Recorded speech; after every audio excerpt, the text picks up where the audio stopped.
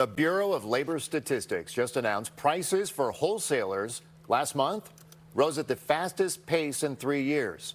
KTVU's Tom Vakar live tonight in San Rafael. So what are you hearing, Tom? Does this mean higher prices for consumers in the near future? Very likely. Now, this latest critical index is very, very important because it could dash hopes for a rate decrease next month. But given the dual goals that the Fed actually has, it could actually mean that there will be a rate cut. Here's what I mean. The PPI, the Producer Price Index, jumped 0.9% in July alone.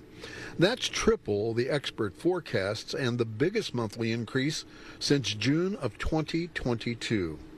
UC Berkeley Haas Business School economist Jim Wilcox says the PPI is an important guidepost to future prices consumers will pay. Well, the PPI is very useful for getting some direction where the economy, especially the inflation rate, is going. Specifically, the PPI tracks the selling prices that producers charge other manufacturers, distributors, and retailers.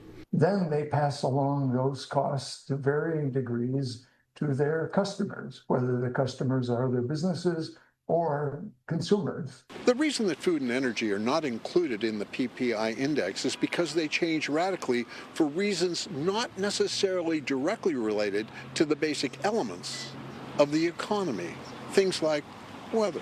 So, what does? One possibility, of course, is that finally some of these increased tariff costs that are hitting businesses are now being passed along to other businesses and to retailers, and that means to customers. Inflation is affecting every area of our lives, and I feel like tariffs in particular are going to wreak havoc on the economy and just result in higher prices. It's just going to make things just that are already in an expensive world getting more expensive, and I think that it's just going to end up impacting, lower middle class families, so I can't see any positive outlook for that. And if it is from tariffs, I think that whole situation needs to be reevaluated. Tariffs can tamp down consumer spending.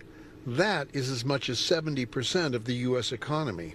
It seems like people will probably try to make more prudent decisions, maybe hold off on some purchases. The Federal Reserve must balance keeping consumer prices stable and keeping the job market healthy. So, last month's poor jobs report could override inflation worries. I don't think this will dissuade them from perhaps, and likely, cutting interest rates by a little bit in September.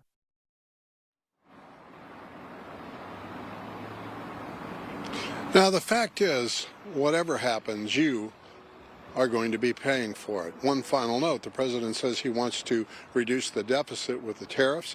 For that, he can thank not the folks overseas, but American consumers and businesses who are going to pay that money that he's going to take credit for. Reporting live, Tom Vakar, KTVU, Fox 2 News. Mike, back to you. All right, Tom, appreciate it. Thank you. San Mateo